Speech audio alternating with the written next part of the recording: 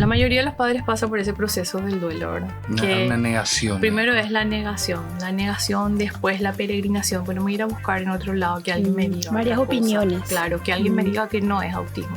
Y el nenito sufre porque él quiere jugar con su hermano. Y dice, yo quiero jugar con él, pero él no me hace caso. Primero hay que cambiar el ambiente donde el niño está, porque a veces el ambiente le ayuda mucho al niño. Y mientras más ayuda el niño necesita, con cualquiera, o sea, a mí me ayudan mucho y yo hago poco. La tolerancia a la frustración se aprende escuchando el no, ¿verdad?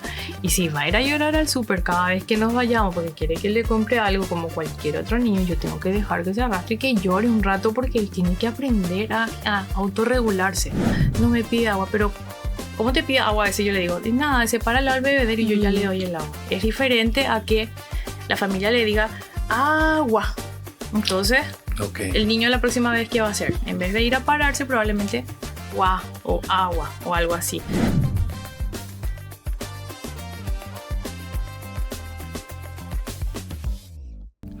Buenos días, tardes o noches, bienvenidos a Más Allá del Diagnóstico, un podcast sobre salud, prevención y calidad de vida, donde hablaremos con expertos acerca de qué hay detrás de los síntomas, qué hay atrás del diagnóstico. Conmigo la doctora Ana Bettino. Doctora, ¿cómo estás? ¿Qué tal? ¿Cómo estás, Fabio? Súper bien. Hoy con este tema interesante, ¿cómo es vivir con autismo? Con autismo, doctora. Así es, para eso está con nosotros la licenciada Susan Wimpeney. ¿Qué tal? ¿Cómo estás, licenciada? Hola, ¿cómo están? Muy bien. Muchas gracias por invitarme el día de hoy, bueno, para estar conversando también un poquitito de este tema tan importante que es vivir con autismo, ¿verdad? Y sobre todo, más allá de las etiquetas. Así mismo. Licenciada, ayúdanos un poquitito, hablando un poquitito del tema del síndrome y de sus características. Bueno, el autismo realmente es una condición, ¿sí? Es una condición, un trastorno neurobiológico que persiste durante toda la vida. Tiene sus inicios o sus primeras apariciones en los primeros años de vida, ¿verdad? O sea, para que podamos hablar del autismo, los síntomas tienen que estar presentes en los primeros años de vida y bueno, es un síndrome que afecta o abarca más que nada dificultades en la comunicación y al tener una dificultad en la comunicación ya tenemos una dificultad en la socialización o la interacción social y también se presenta con un patrón de intereses y conductas restringidas y estereotipadas. ¿Qué quiere decir? Que hacemos todo de manera persistente, de la misma forma, siempre una y otra vez, ¿verdad? No tiene, para hablar de un autismo como tal, no tiene que estar asociado a otra condición o no tiene que ser, por ejemplo, otra patología base. Por ejemplo, una persona con discapacidad intelectual puede llegar a tener muchos síntomas parecidos al autismo, entonces no están asociados a otras enfermedades. Es una condición netamente, no es una enfermedad. También es importante recalcar que el autismo es una condición, no una enfermedad, ¿verdad? Entonces a veces pasa mucho que se busca la cura de algo, pero que no hay nada que curar porque no es una enfermedad. Lo que se trata mucho son los síntomas que se van presentando con el pasar de los meses, de los años, del tiempo. ¿Y cómo llega una familia a vos, licenciada? O sea, ¿llegan porque le derivaron o tienen algún tipo de sospecha acerca de eso? Y ambos, ¿verdad? Yo soy fonoaudióloga. Muchas veces la familia, la que viene por propia voluntad, como nosotros le decimos, llega porque el niño no habla, ¿verdad? Entonces dice, ¿sabes qué? Mi hijo no habla. Entonces uno en la consulta, al hablar con los padres, se va dando cuenta de que no es que solamente el niño no habla, sino que el niño no se comunica, ¿verdad? Porque al no hablar un niño que no habla, busca una forma alternativa de comunicarse, hace gestos, hace sonido, apunta, señala, ¿verdad? Pero en el caso del autismo como tal, el niño que no se comunica no usa gestos, no usa señales. Por ejemplo, quiere tomar agua, te trae el vaso de agua. Ese tipo de comunicación tiene, ¿verdad? Pero perdón que te interrumpa. Sí. Ese no habla que decís, ¿es desde un inicio, desde el nacimiento o desde un punto medio? Hay dos criterios, ¿verdad? O sea, puede ser el niño que todavía no desarrolló el lenguaje. Eso es cuando los padres vienen solos. Cuando también suelen venir, por ejemplo, cuando el niño hablaba y dejó de hablar. Que eso se da mucho cerca de los 18 o los 24 meses. O sea, viene la familia y te dice, él antes decía mamá, decía papá, pedía agua, ahora ya no dice.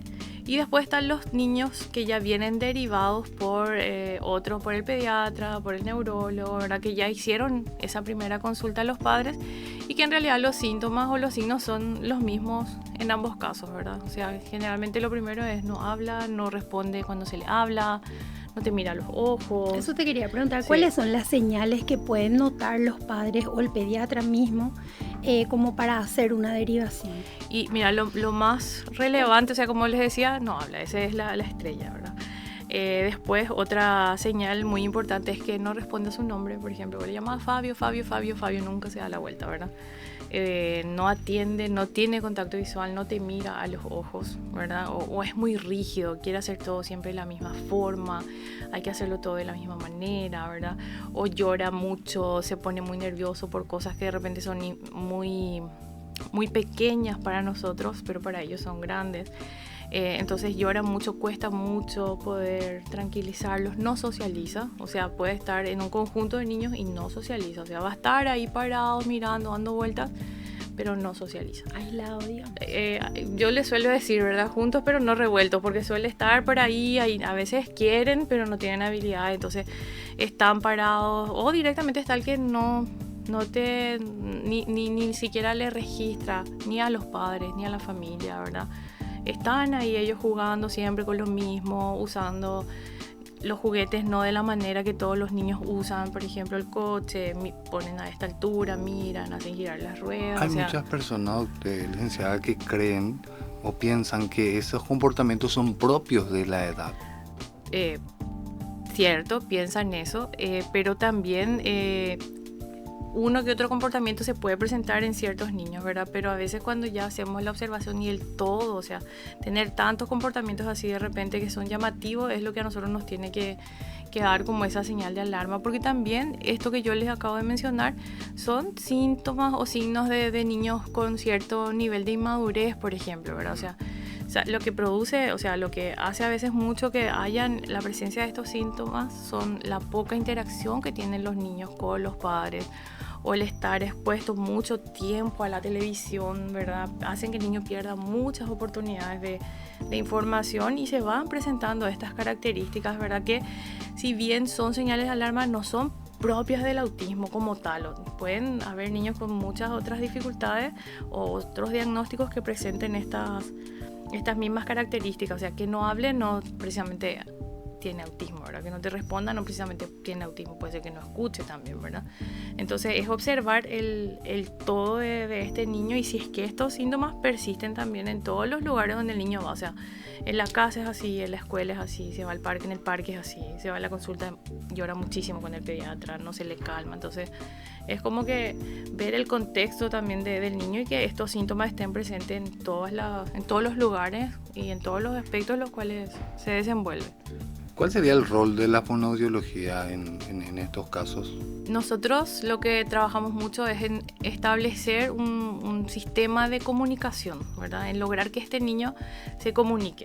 Porque yo les decía, el motivo de consulta generalmente es no habla, pero acá no es que no habla, no se comunica. El habla ya viene a ser algo secundario después, ¿verdad? O sea, lo que hay que buscar es que el niño tenga una forma de comunicar. Me duele la panza, tengo hambre, ¿verdad? Entonces, no importa si es claro, no importa si es con gestos, si es con imágenes, si es con palabras sería lo ideal, ¿verdad? Pero no siempre los primeros tiempos se logra eso, que el niño hable. Pero sí tenemos que buscar una manera alternativa y aumentativa de tener un sistema de comunicación que pensar más en la familia, o sea, qué es lo que la familia necesita ahora mismo, ¿verdad? Que el niño, yo siempre les pregunto, ¿qué ustedes necesitan?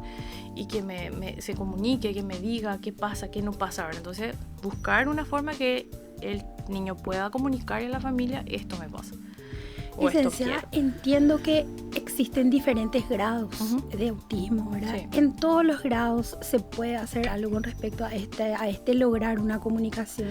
Totalmente, o sea, hay que tener en cuenta que los grados de autismo no están centrados en el nivel de severidad, están centrados en el nivel de apoyo que el niño necesita, ¿sí? El niño o el adulto, porque hablamos de una condición que persiste toda la vida.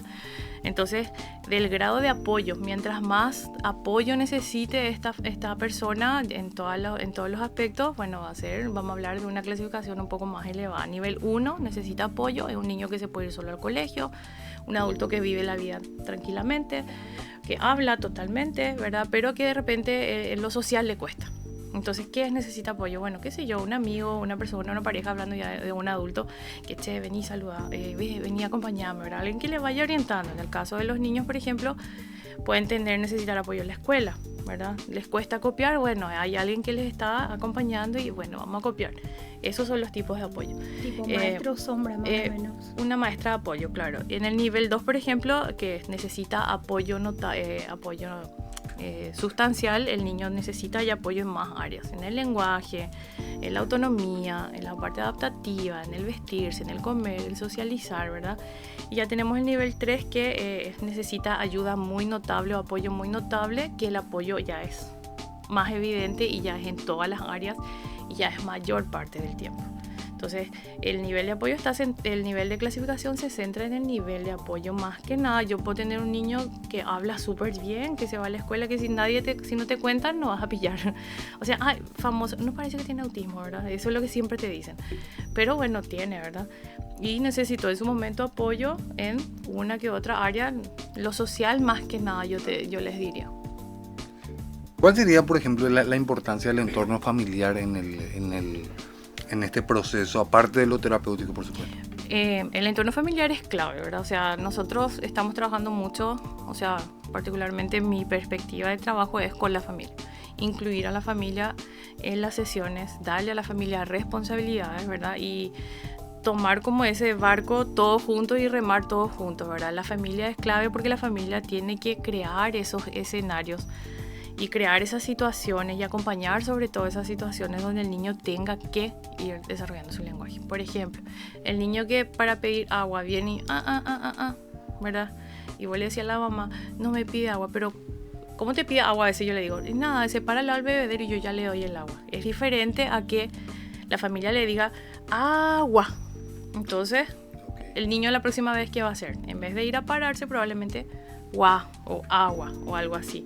Entonces la familia es el pilar fundamental. La familia es la que tiene que hacer prácticamente todo el trabajo. Nosotros lo que hacemos es orientamos y vamos guiándoles en este proceso. Pero de la familia va a depender que vaya a la escuela, que pueda ser lo más autónomo posible, que sea independiente, ¿verdad? Porque nosotros tenemos que pensar siempre en el adulto, en que ese niño tiene que llegar a ser que pueda manejarse. Un adulto, claro. Licenciada, y de acuerdo a tu experiencia, ¿qué emociones o qué reacciones suelen tener los padres cuando reciben este diagnóstico? Y bueno, la mayoría de los padres pasa por ese proceso del duelo, ¿verdad? Una negación. Primero es la negación, después la peregrinación. Podemos ir a buscar en otro lado que alguien me diga varias otra opiniones. Cosa. Claro, que alguien me diga que no es autismo. Bueno, después está la aceptación, después está el afrontamiento y después ya está el, bueno, vamos a hacer algo por nuestro hijo. Pero yo creo que hay mucha pena, o sea, es mucha pena.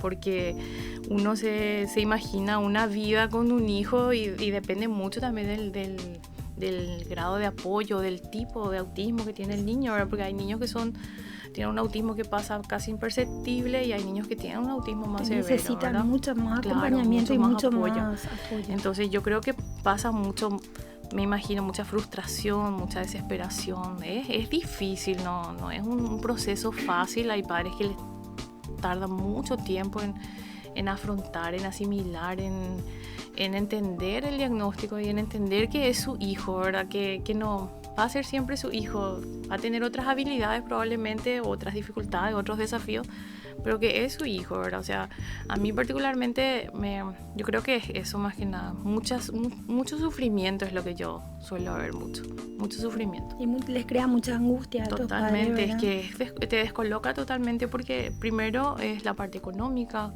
después dependiendo del niño, sí o sí la mamá tiene que dejar de trabajar, porque hay que acompañarle, hay que estar con él, ¿verdad? O sea,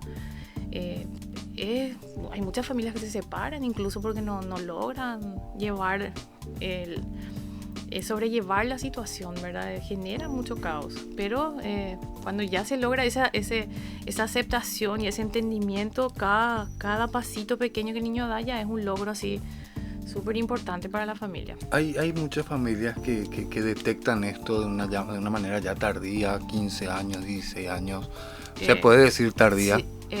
Sí, o sea, tardía, sí, o sea, no se pasó, no se pudo ver en su momento. ¿Sabes qué pasa? Que, por ejemplo, en los autismos que necesitan menos apoyo, ¿verdad? Son niños que hablan bien, se van a la escuela. De por ahí pasaron como niños muy inteligentes cuando eran chicos, o niños muy peculiares, vamos a decirle, ¿verdad? Entonces, pasa desapercibido hasta que llega la adolescencia. Y en la adolescencia, con esta cuestión de los cambios hormonales y todo lo demás, es cuando empiezan a aflorar los síntomas otra vez. Entonces, si no se hizo el diagnóstico entre los 5 y los 6 años, probablemente ese diagnóstico se haga en la adolescencia. Es tardío en el sentido de que, bueno, pudimos haber hecho más, pero no lo vimos, ¿verdad? Entonces, ¿qué vamos a hacer? Ya está, ya. Pero es otra situación diferente a la que hablábamos recién, es afrontar. Vos tuviste un niño que toda la vida, bueno, luchaste con él porque le costaban algunas cosas, pero ahora recibiste un diagnóstico de autismo y viene el pensamiento, tiene 15 años, tiene que terminar el colegio ya dentro de poco, se va a ir a la universidad, ¿dónde va a trabajar? O sea, son nuevas preocupaciones, vamos a decirle, ¿verdad? Sí, justo te iba a decir eso cambia totalmente la dinámica familiar cuando hay un chico con este diagnóstico, ¿verdad? Y a veces cambia, depende mucho de la organización de la familia, del estatus económico de la familia también, ¿verdad? Porque si vos tenés posibilidad de contratar a alguien, de que te cuide, te lleve, te traiga, mucho nos cambia. Claro, pero igual me refiero a que, por ejemplo, como dijiste, una mamá a lo mejor igual, por más de que tenga los medios suficientes, tiene que quedarse en la casa para acompañar y dejar de trabajar a lo mejor. No, los hermanos, por ejemplo, los hermanos, ¿verdad? También sufren mucho. Los hermanos, o sea, yo sí puedo contar una anécdota de un pacientito que tiene un hermano más chiquitito y el nenito sufre porque él quiere jugar con su hermano.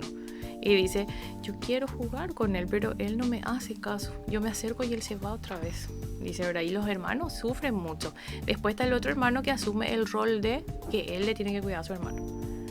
Y vos ves que el niño está dejando de ser niño porque él nomás quiere cuidarle a su hermano, quiere protegerle a su hermano. Y en cuanto a las familias, cambia la dinámica, o sea, tiene que ir a terapia, tiene que ir a la escuela, tiene que ir a hacer esto, tiene que ir a hacer lo otro, cómo nos organizamos. Deja a los padres muchas veces de hacer cosas fuera, ¿verdad? Por tratar de cumplir con el niño, ¿verdad? Que es importante que la familia tenga también su tiempo, los padres, que se cuiden ellos también. Ya que me tocaste, doctora, el tema de este caso que mencionaste, ¿recuerdas un caso que te haya marcado a vos particularmente, especialmente por lo precoz de los signos en el niño o también por la familia, verdad? Había un caso que a mí me marcó mucho porque era un caso muy severo, ¿verdad? Era muy severo. Y era una familia, una mami que venía siempre venía. Y yo sé que le costaba económicamente a ella, yo sé que le costaba. Y sé que ella luchaba mucho por tener siempre esa mejor cara. Pero había veces que ella venía y ella no solía entrar en la terapia, solía quedarse afuera. Entonces a veces ella entraba a la terapia y yo le decía, ¿qué tal? Y ese era para que ella ya suelte todo. Y llore, ¿verdad? Porque ella ya estaba sobrecargada con todo, con que era el acto de, no sé, el Día de la Patria en el colegio y el niño no podía pararse. Ella igual nomás, bueno, le iba a hacer igual nomás su ropa y no había forma que baile. Entonces era como un caos para ella, un sufrimiento. Era una mamá que sufría mucho. A mí esa mamá en particular me cargó mucho porque teniendo en cuenta también el nivel de autismo que el nene tenía, ¿verdad? Que va a ser probablemente un niño que va a depender, una persona que va a depender siempre de su mamá, ¿verdad? Y era una mami que sufría, pero demasiado sufría. Y a mí me rompía el corazón verle a ella, entonces yo tipo ya la iba conociendo. Cuando ella venía, entraba, yo sé que algo le pasaba y que tenía que, porque ella, plata para ella pagarse una psicóloga tampoco tenía. Entonces era tipo hacer le también escuchabas un poco, también, claro. Le orientaba, sí. También acá dice qué tipo de acompañamiento emocional necesitan las familias, además de la intervención terapéutica. Y ellos tienen que cuidar su propia salud mental, ¿verdad? O sea, cuidando al que cuida siempre tiene que ser el lema. ¿Quién le cuida a las personas que cuidan a otras personas, ¿verdad? Entonces, como les digo, es una carga pesada Y es difícil, y sobre todo para la mamá, porque si bien muchas veces vemos padre y madre, la mamá es la que parece que siempre asume más. El papá tiene que trabajar para pagar terapia y la mamá es la que se va y está sufriendo mucho, ¿verdad? Entonces, todos yo creo que necesitan en algún momento algún tipo de cuidado también. ¿Y qué recomendaciones prácticas le suele dar a los padres para, bueno, a toda la familia, ¿verdad? Como para aumentar esa comunicación con el chico? Depende mucho del caso, como te digo, ¿verdad? O sea, hay veces que nosotros empezamos por usar gestos, usar acciones del cuerpo. Por ejemplo, bueno, le estoy dando de comer y quiere más y no me pide, porque hay muchos niños que, ¿cómo se comunican? Quieren tomar agua y miran el vaso de agua de Fabio. Están ahí, ¿verdad? Pero Fabio no sabe que él quiere tomar su agua. O sea, le está pensando, seguro que piensa que mi vaso es re lindo. Pero el niño está, yo quiero tomar agua, ¿verdad? Entonces, primero lo es aprender a identificar cómo se comunica el niño. Porque así que no se comunique de ninguna forma es muy difícil. Nosotros tenemos que aprender a identificar cómo se comunica. Bueno, si yo estoy viendo que está mirando el vaso, ¿querés agua? Y le doy agua. Entonces, por ejemplo, puedo empezar a trabajar con gestos. Ya tomó toda el agua. ¿Querés más? Bueno, entonces hago este aplauso como para que sea ya. Es una forma de comunicarse. Entonces, cuando él toma todo, me aplaude. O cuando algo quiere hacer y no lo logra, bueno, ayuda, eso es lo que nosotros más trabajamos. Ayuda, que levante la manito para pedir ayuda, porque la mayoría y tira, ¿verdad? Ya no quiero más hacer, o tira todo al piso y se enoja. ¿No sirve, por ejemplo, que le des el agua y que le digas, no sé, me imagino, si querés agua, pedime, quiero agua? Es mucha info, es pasarle el vaso y agua. Agua, entonces empezar con palabras cortitas, depende del niño, ¿verdad? Pero primero que nada es crear esos escenarios, porque también a veces pasa, bueno, tiene autismo, nunca me va a pedir agua. Entonces nunca, yo le digo, ¿y cómo vos sabés a qué hora quiere tomar agua? Y no, porque a las 4 de la tarde toma agua. ¿Y qué pasa si no quiere tomar agua? No, a las 4 toma y después toma a las 6 y después toma a las 8. O sea, cronometrado. ¿Y a qué hora come? Y a las 12 come. Entonces el niño no pide agua, no pide comida, no pide nada porque tiene alguien que le sirve. Una dependencia. Y si no quería tomar agua, le toca tomar, ¿verdad? Entonces es más que nada, bueno, y no le des entonces el agua, no le des a las 2 de la tarde, déjale. Y si tiene sed, no se va a morir por no tomar agua un ratito, o sea, poner el vaso eso sería arriba. Para empezar a hacer los cambios. Para empezar a buscar esa comunicación. Sí. Entonces, primero hay que cambiar el ambiente donde el niño está, porque a veces el ambiente le ayuda mucho al niño. Y mientras más ayuda el niño necesita, como cualquiera, o sea, a mí me ayuda mucho y yo hago poco, ¿entendés? Decime, y siempre que se detecte de forma más temprana es mejor para todo este tema que por ejemplo, una detección tardía, como hace rato estaban hablando, ¿verdad? Claro, hay más posibilidades, ¿verdad? De mejorar el lenguaje, de mejorar la comunicación, de mejorar la socialización. Y estas costumbres arraigadas se pueden cambiar, por ejemplo. Se puede mejorar mucho. Se puede mejorar. El diagnóstico siempre va a estar, o sea, eso es algo que nosotros tenemos que entender. Pero podemos hacer que ese diagnóstico, dependiendo del niño, sea un diagnóstico que pase casi imperceptible para los demás, ¿entendés?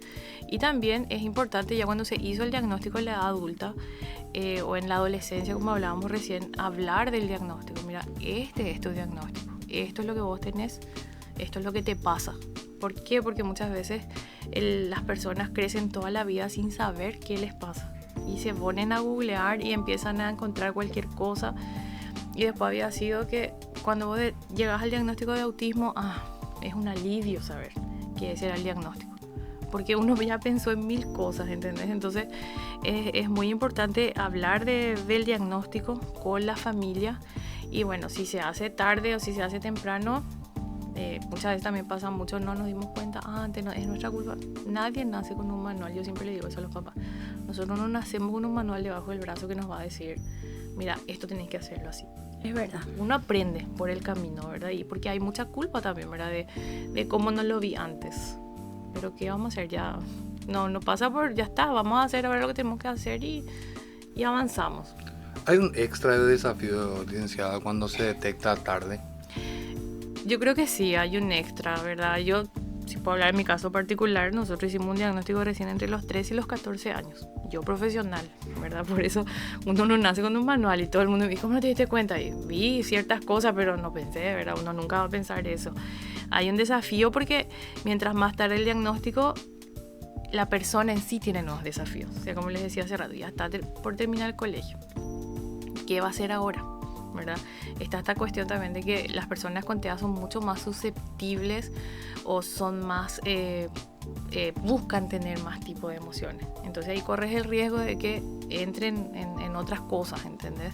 O que, no sé, maneje acelerando a lo máximo, buscando ese tipo de información, qué sé yo, de la velocidad y todo. Entonces, en cuanto a los desafíos son iguales, o sea, tenemos los desafíos de la infancia, después tenemos los desafíos de la adolescencia, ese niño que ya creció con el diagnóstico, al llegar a la adolescencia se enfrenta a otros desafíos totalmente diferentes, ¿verdad? O sea, vamos cambiando y cuando llega la adultez, bueno, está el desafío del trabajo, de qué vamos a estudiar, en el caso de los chicos que van a ir a la universidad, pero los desafíos siempre van a estar, ¿verdad? Se podría confundir inicialmente el diagnóstico con TDA, por ejemplo.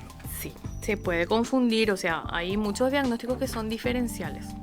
Por ejemplo, cuando son pequeñitos se puede confundir con un retraso madurativo. Cuando el niño llega con esas primeras señales que hablamos al inicio, puede ser simplemente un niño que no recibió estimulación y puede tener ese tipo de diagnóstico. Y no hablo de estimulación de irme a una sala de estimulación, sino que estimulación de la casa. Los padres están, pero no están. Llegan, está el celular, se van, está viendo la tele, ¿verdad? No va a la guardia. Entonces puede confundir con un retraso del lenguaje, se pueden confundir con un trastorno de la comunicación, que no es precisamente un TEA. Una discapacidad intelectual también tiene síntomas parecidos. El TDAH es el rey de los diagnósticos diferenciales, ya los que son mucho más verbales, porque hay síntomas muy parecidos. Y hay muchos síntomas muchas otras trastornos que pueden confundirse. Hay mucha gente que de repente tiene un diagnóstico que está equivocado.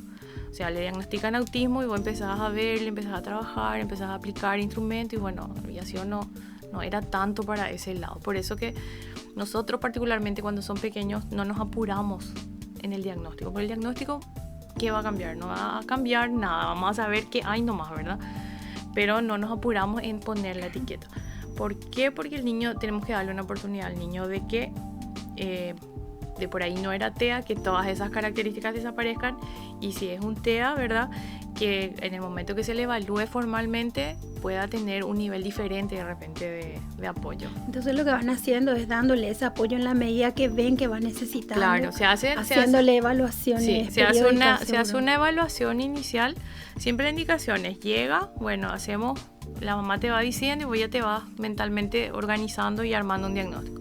Aplicamos screening, se llaman, que son pruebas que detectan señales de alarma o señales de autismo. No es que te dicen sí, es TEA. Y porque a mí me gusta hacer eso de manera online, entonces a veces cuando la familia llega y te dice no, es TEA, y vos le vas preguntando, ellos te responden y vos ahí mismo, mira, esta es la respuesta. Esto es lo que vos me dijiste, hay señales, ¿verdad? Entonces hacer como esa confrontación también muchas veces. Y luego hacemos primero toda la parte de estudio, que no haya un problema auditivo, que no haya nada de eso. Y luego trabajamos 4 o 5 meses y ahí recién pensamos ya vamos a ir cerrando ya el diagnóstico. Un posible diagnóstico. Claro, si no es TEA, las señales desaparecen. Pero si es TEA, sí tratamos ya de ir señalando. Sí, ¿cómo diferencias así cuando sos pequeño, verdad? En la evolución. El niño que no tiene TEA va evolucionando diferente. Con respecto a un niño que se le detectó tempranamente, que se le dio el apoyo, que empezó a seguir todo eso, me imagino que tiene un acompañamiento psicológico también. Sí. Puede ser fonoaudiología, ¿qué más? Y mira, psicológico, neurológico, ¿verdad? Sí, es multidisciplinario el tratamiento. Por eso, sí. Atención, depende de la edad, atención temprana, fonoaudiología, psicología. ¿Y ese acompañamiento hasta cuándo es? ¿Es siempre? ¿Es hasta la adolescencia? Depende mucho del niño, depende. Por ejemplo, yo tengo un paciente que a fin de año, él está conmigo desde los 2 años, en febrero cumple 6 del otro año, pero nosotros hasta fin de año nomás ya llegamos. ¿Por qué? Porque ya su comunicación, su lenguaje están mejor, pero va a tener sus otros desafíos, ¿verdad? O sea, él conmigo deja, pero va a seguir probablemente, va a hacer habilidades sociales, psicopedagogía, ese otro tipo de cosas. A medida que va evolucionando el niño se van cambiando las terapias, los objetivos, ¿verdad? Pero no es que es todo para siempre. Yo creo que lo que más es más largo a veces es la parte de psicología, por ejemplo. La parte de psicología. ¿Podría perder ese avance en algún momento de su etapa? Se puede. Cuando el niño nosotros estamos todo el tiempo estimulando, trabajando full y qué sé yo, por algún motivo el niño, pasa mucho que los padres al ver que el niño ya está bien, ya no vienen más. O sea, ya está bien. Y vuelven y ahí es como que tenemos que empezar otra vez a trabajar desde cero. Entonces, no sé si ir perdiendo, pero va a quedar ahí, no va a seguir avanzando. Entonces ahí sí va a parecer que está muy desnivelado con lo que hacen otros niños de su edad. Se puede dar mucho eso. Se puede dar mucho. ¿Cómo es la experiencia, digamos, del entorno familiar con una situación así, con toda la parte educativa, que me imagino que va a ser muy, muy complicado? Bueno, la experiencia de la familia en cuanto a lo escolar, yo creo que es algo que es muy al azar, como yo digo. Puedes irte a un colegio donde tuviste muy buena recepción, las profes te están apoyando con todo, pero de por ahí te puede tocar otro lugar donde ya hay otros niños con diagnóstico, donde la profe ya está sobrepasada, entonces no podés pagar una profe de apoyo, que sería lo ideal. Entonces la experiencia es diferente. Hay niños, por ejemplo, que van a tener hoy un evento, entonces la profe ya se prepara. Mami, mira, esto vamos a hacer, vos vas a venir, vas a subirte con él y vas a bailar con él. Bueno, la mamá feliz, ¿verdad? Porque este año bailo con él, pero el otro año ya baila solo, ¿entendés? O hay otros casos donde el niño empieza a llorar, ya se le baja del escenario, se le lleva y llévale de acá lejos que no llore, ¿verdad? Entonces están las dos caras de la moneda. Pero sí, el principal desafío es la escuela. O sea, fuera de todo lo que la familia enfrenta en la escuela, es un desafío muy grande. Es lograr primero, y ¿sabes qué pasa con la escuela? Que es como que lo que más te acerca a la normalidad, vamos a decirle, ¿verdad? Que tu niño se vaya a una escuela con el resto de los niños. Y en este caso no se considera la desescolarización, por ejemplo. Y no, porque la escolarización realmente es un derecho de todos los niños, ¿verdad? Hay gente que opta por sacarle, ¿verdad? Y llevarle a otro tipo de instituciones. Por ejemplo, que vaya, depende ya si es un nivel ya muy severo. Entonces optan por sacarle, llevarle a otras instituciones donde estén todo el día, ¿verdad? Instituciones de apoyo, ver una profe, dos profes que vayan a trabajar en la casa con él, ambientan toda la casa como para que el niño esté bien en la casa, y optan por sacarle de la escuela muchas veces la familia. O sea, la escuela no te puede decir, ¿sabes qué? Llévale a otro lado. Pero las familias son las que muchas veces optan por hacer eso. Desescolarizarle no, pero hacen más como un homeschooling, hacen en la casa la escolarización. En tu experiencia, ¿está preparado el sistema educativo paraguayo para lidiar con los niños? Y mira, yo no quiero decir que no, porque yo sé que hay mucha gente que le pone garra. El Estado, o sea, voy a ir más allá, ¿verdad? El Estado es el que no le está proveyendo a las instituciones, según mi criterio, según lo que yo veo, ¿verdad? Esa capacitación, esa formación, eso que las profes necesitan para hacer lo que el Estado les está pidiendo ahora mismo que hagan, ¿verdad? Porque ahora les están pidiendo que tengan 4 niños en el aula, que ellas hagan las adecuaciones, ¿verdad? Y ellas no pueden, tienen 35, 40, ¿verdad? Por grado. Entonces yo creo que de estar preparados no estamos preparados. Pero porque no se está proveyendo lo que se necesita proveer, ¿verdad? Por eso es tan diferente de repente entre las instituciones privadas que las instituciones públicas, la atención que reciben los niños con TEA. Pero no podemos pagar todos una escuela privada. ¿Por qué? Porque no tenemos, ¿verdad? Porque tenemos que pagar terapia, tenemos que pagar esto. Muchas veces yo le digo a la familia, cuando yo veo que ya vamos a ir, como vamos a necesitar una profe de apoyo, mira, mami, vas a buscar, anda ya, inscribite en la escuela, le vas a llevar a una escuela pública, no pasa nada si se va a una escuela pública, porque vos tenés que pensar que tenés que pagar una profe de apoyo. Entonces, pagar colegio privado, más pagar escuela, más pagar la profe de apoyo, más pagar las terapias, son 6 millones al mes por ahí. Es mucho, es mucho. ¿Qué debería saber la sociedad para poder convivir mejor con este tipo de chicos? Primero, saber que no es una enfermedad. ¿Sí? Primero saber. Después yo creo que no es saber, pero es no juzgar. No juzgar, porque tendemos a juzgar mucho. Y eso yo lo veo mucho y lo siento mucho en eso. De que ahí está el raro, ahí está esto, ahí está. O sea, primero no etiquetar, conocer a las personas, saber que el autismo no es una enfermedad, pero lastimosamente tampoco es algo que nosotros podamos parar, ¿verdad? Y decir, no, ¿sabes qué? Vamos a curar el autismo entre todos, vamos a eliminar, no se puede. Entonces, entender la diversidad que hay entre todas las personas, y que hoy puede ser esta familia, pero el día de mañana puede ser vos, puede ser tu hijo, que tenga un hijo con TEA, ¿verdad? Entonces, yo creo que nos falta mucha sensibilización como sociedad en cuanto a lo que es el autismo, ¿verdad? Y saber sobre todo que la aceptación y el acompañamiento es demasiado importante en estos casos. Pero yo creo que Con sensibilidad respecto sobre todo. a las actividades, por ejemplo, me imagino cosas sociales, cumpleañitos, cosas así, o en el shopping. Entiendo que les molestan los ruidos muy fuertes, ¿verdad? Y todo ese tipo de cosas. Depende mucho, no siempre, No a ¿verdad? todos. No a todos, pero hay, o sea, ahora hay niños, por ejemplo, la familia ya sabe que les molesta, entonces hay unos audífonos que son bloqueadores de sonido y ya se pone, ya se vaya. Entonces es buscar esa alternativa. O, por ejemplo, se van al parque, quieren jugar, entonces no saben cómo jugar y la mamá está ahí mirando, entonces la mamá se mete. Lo que pasa mucho es que a veces el niño quiere pegar, a veces cuando se pone no tiene forma de comunicar, entonces me molesta prim. Y ahí están las otras mamás que saltan, tu hijo le pegó, y es todo un guarara. Entonces a veces la familia dice, no le llevo más, ¿verdad? Claro. Pero pasa, yo creo que depende mucho de la familia, y si le molesta la luz, le pongo un lente negro y le llevo, ¿verdad? Pero no aislarle al niño, porque nos tenemos que enfrentar en algún momento a ese tipo de situaciones. A mí me comentaron algunos casos, por ejemplo, en el supermercado, que parece un berrinche. Pero no es berrinche. Sí, que las demás personas lo toman así, dicen, qué mala madre, Qué malcriado. o qué malcriado. Lo que pasa es que en el autismo, ¿qué pasa, verdad? Nosotros tenemos que tratarles muchas veces como cualquier otro niño, ¿verdad? En el sentido de que la tolerancia a la frustración se aprende escuchando el no, ¿verdad? Y si va a ir a llorar al súper cada vez que nos vayamos porque quiere que le compre algo como cualquier otro niño, yo tengo que dejar que se arrastre y que llore un rato, porque él tiene que aprender a autorregularse.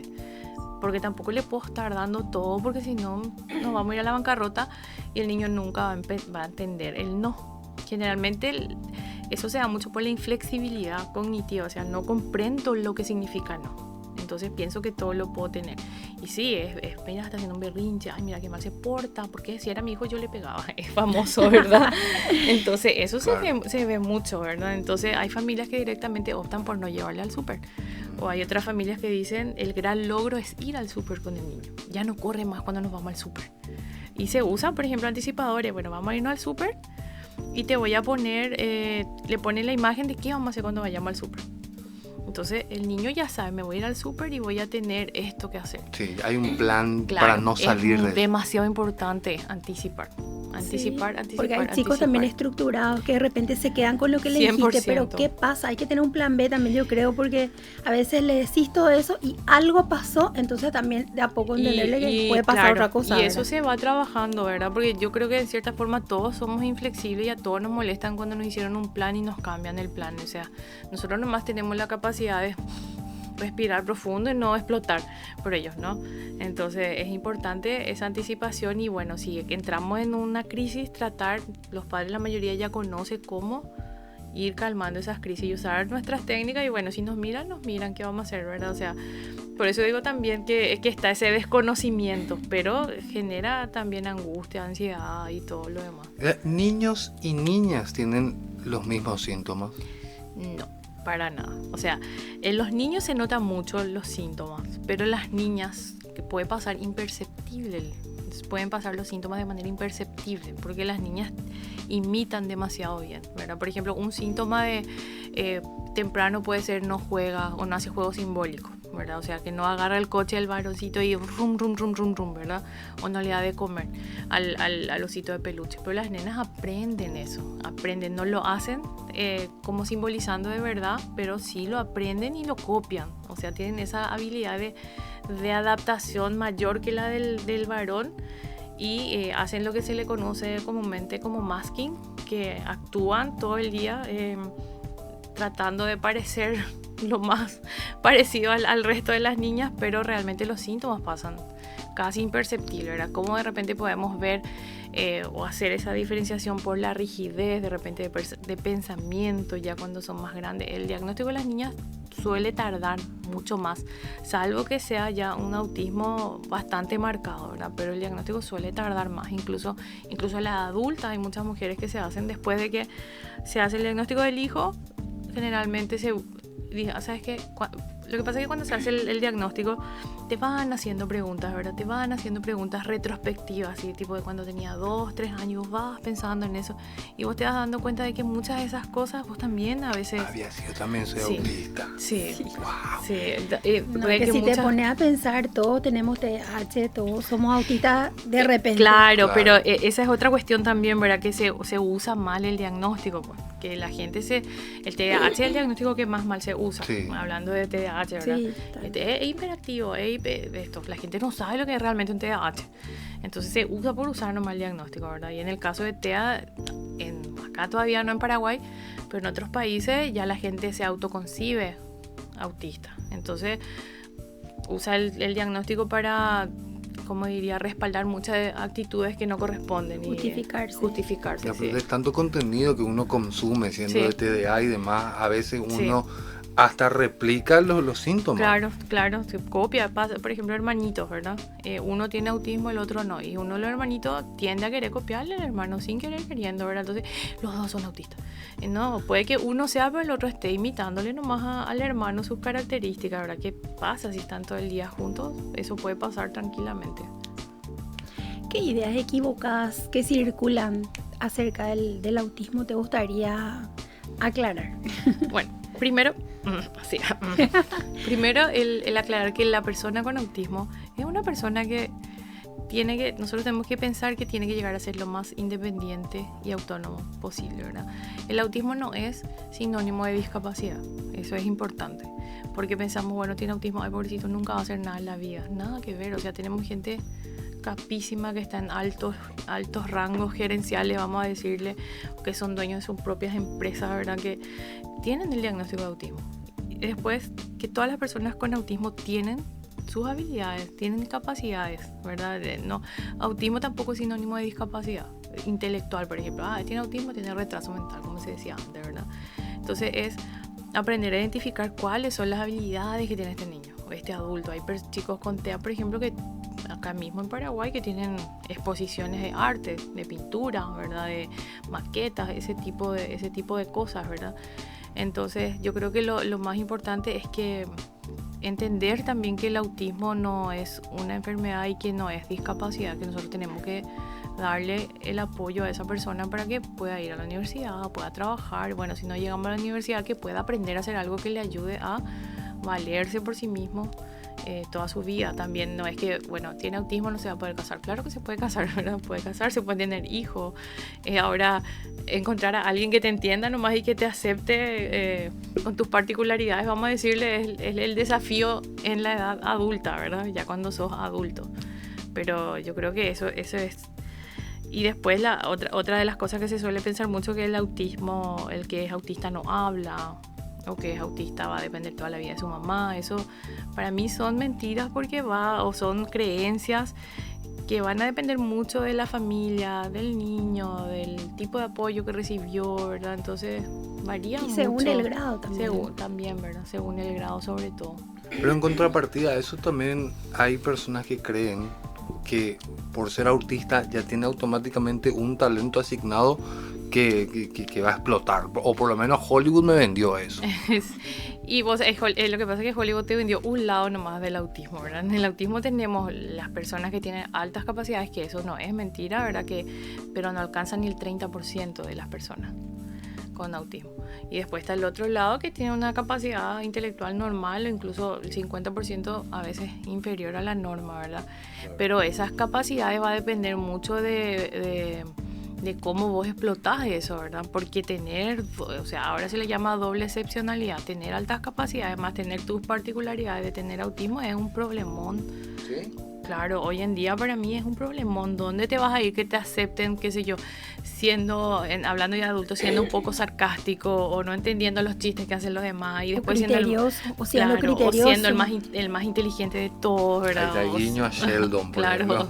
Y sí, o siendo así tan estructurado. ¿Dónde en qué trabajo vas a poder funcionar bien así, ¿verdad? ¿Entendés? Entonces, te venden eso, pero es un desafío porque bueno, tenés súper habilidades, bueno, va a ser médico, pero no siempre va a poder ser médico porque le van a faltar de repente esas habilidades sociales, ¿verdad? Para interactuar con los pacientes o para interactuar con los compañeros, o sea, todo eso es un tema, ¿verdad? Bastante importante, y que también la gente, bueno, tiene autismo, tiene altas capacidades, mi hijo es autista. Entonces ya optan directamente por autodiagnosticarse. Y para todo este tipo de seguimiento, digamos, la adultez y en lo que viene después, ¿hay algún tipo de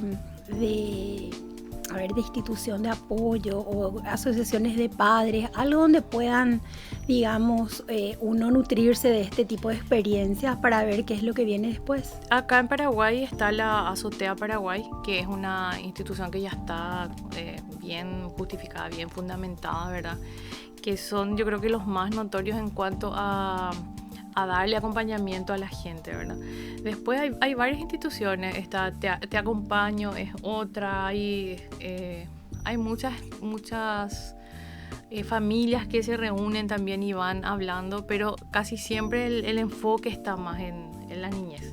Está, por ejemplo, hay fundaciones, ¿verdad?, que ellos se encargan de capacitar a todos los funcionarios que trabajan con ellos en cuanto a lo que es la atención a personas con autismo. Hablando ya de estas personas que van a ir de manera independiente a sus consultas, ¿verdad? Entonces, hay lugares, pocos, casi nada, pero hay instituciones que se encargan o tratan por lo menos de hacer ese acompañamiento a la familia. Y por otro lado, hay instituciones acá en el país que, digamos, públicas, ¿verdad? O sea, digamos, algo así como parecido a Teletón se me ocurre, ¿verdad? Se me viene a la mente. Pero para este tipo de tratamientos multidisciplinarios que estos chicos necesitarían, por ejemplo. Realmente, estos últimos años lo que se ha trabajado mucho son en estos SIT, que son tipo servicios de intervención temprana, que en varios hospitales públicos hay. Pero la atención es hasta los 5 años, ¿verdad? Y tenés que entrar en una lista de espera, esperar que te atiendan, que te den 10 sesiones. Hacen lo que pueden, ¿verdad? Y después hay hospitales donde hay fonoaudiología, psicología, pero ya es ver cuándo te toca, cuánto tiempo te van a dar de terapia.